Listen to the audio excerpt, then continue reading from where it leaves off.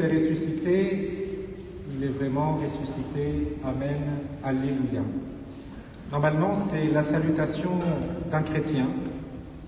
À partir de Pâques, il ne dit pas simplement bonjour, mais là où il se trouve, il dit « Le Christ est ressuscité » et l'autre lui répond « Il est vraiment ressuscité. Amen, Alléluia. » On la refait. Le Christ est ressuscité. Il est vraiment ressuscité.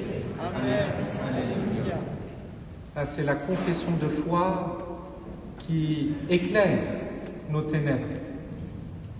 Et le Christ ressuscité jaillit du tombeau et il ne retourne pas directement au ciel, mais il prend le temps d'aller à la rencontre des personnes qui avaient croisé sa route. C'est vrai, il est étonnant de voir qu'à la résurrection, le Christ ne monte pas directement au ciel. Il faut attendre 40 jours, c'est le temps de l'ascension.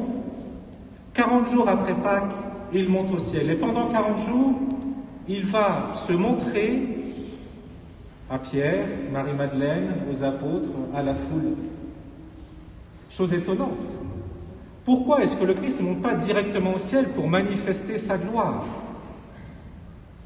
Le Christ ressuscité manifeste qu'il est un Dieu et non pas un objet.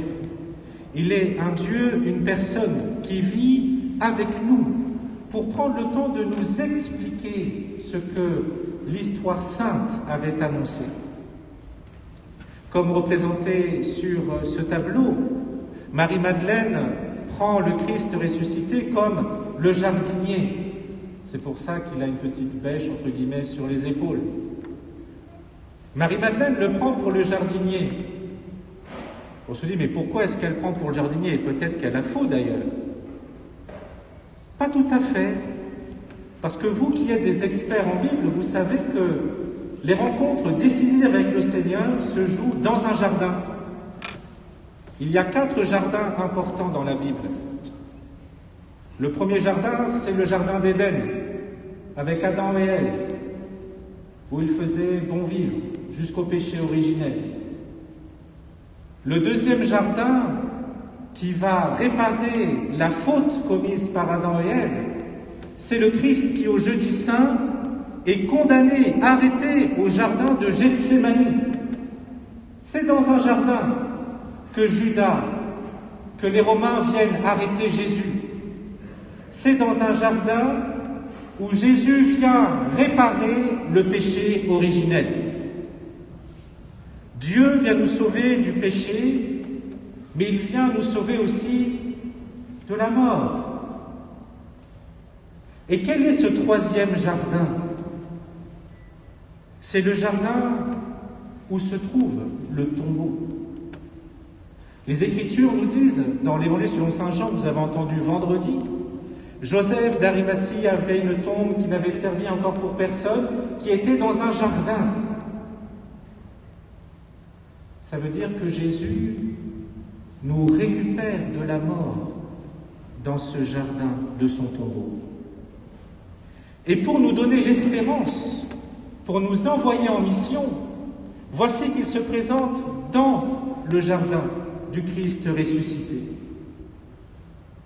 Pour que nous entendions lui-même, le Christ, nous dire « Je vous précède, je te précède en Galilée ». Quels sont les jardins que nous avons à présenter ? Peut-être que nous avons des jardins autour de chez nous, peut-être qu'ils commencent à prendre visage. Quel jardin voulons-nous donner au Seigneur pour qu'il puisse travailler notre terre ? Que nous puissions quitter peut-être le jardin, la terre difficile, du début. Mais c'est toujours dans un cœur à cœur, dans une rencontre. Jésus prend le temps de parler à Marie-Madeleine, il lui explique. Les disciples d'Emmaüs, il prendra le temps, Jésus, à expliquer aux disciples d'Emmaüs ce qui s'est passé, comme il veut prendre du temps avec nous pour nous expliquer. Qu'est-ce qui se passe dans ta vie ? Es-tu dans les ténèbres ? Accepte de me suivre et d'accueillir ma parole pour que tu reçoives ma lumière. Il est temps de quitter vos tombeaux. Quels sont les tombeaux que nous créons? Parfois, nous mettons aussi des personnes. C'est un peu lourd la lumière. La pauvre, elle est baptisée, on la fait déjà souffrir. On te donnera quelque chose de moins lourd tout à l'heure. Et voyez, pour qu'elle reçoive aussi la lumière du Christ, pour que nous l'aidions à ce qu'elle accueille la parole de Jésus. Marie-Madeleine reçoit cette parole du Christ. Je suis ressuscité, je suis avec vous. Allez de toutes les nations, baptisez les nations au nom du Père et du Fils et du Saint-Esprit.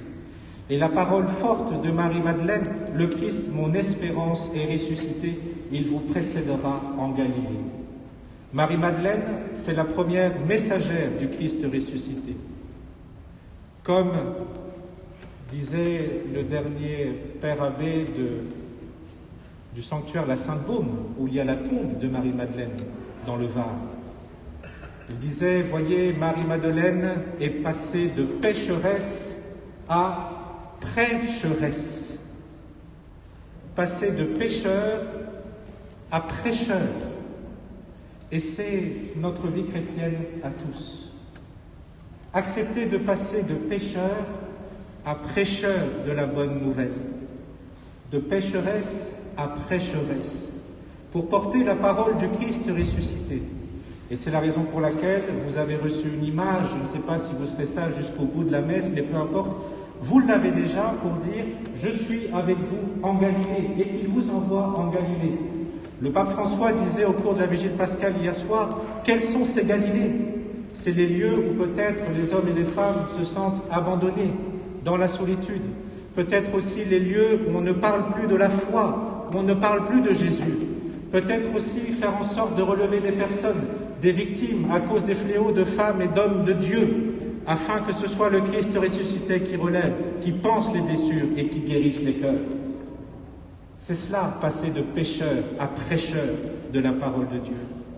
Prions, frères et sœurs bien-aimés, pour qu'en ce jour où nous recevons le Christ ressuscité, ensemble nous devenions prêcheurs de la parole de Dieu.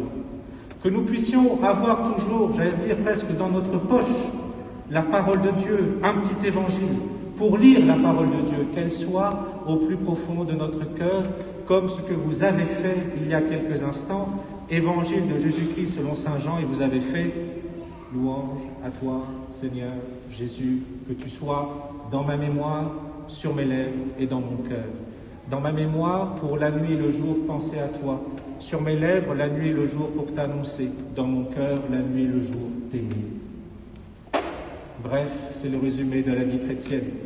Prêcher l'amour de Dieu afin qu'il prenne notre mémoire, notre bouche et notre cœur, afin que, comme Marie-Madeleine et les apôtres, nous soyons dans le Christ une lumière pour les nations. Le Christ est vraiment ressuscité. Amen. Il est vraiment... Voilà, au bout de 7 minutes, c'est fini. C'est pas enregistré, Olivier? Il faudra faire un coupage au montage. Un montage. Pour dire que c'était bien quand même. Le Christ est ressuscité. Il est vraiment ressuscité. Amen. Alléluia.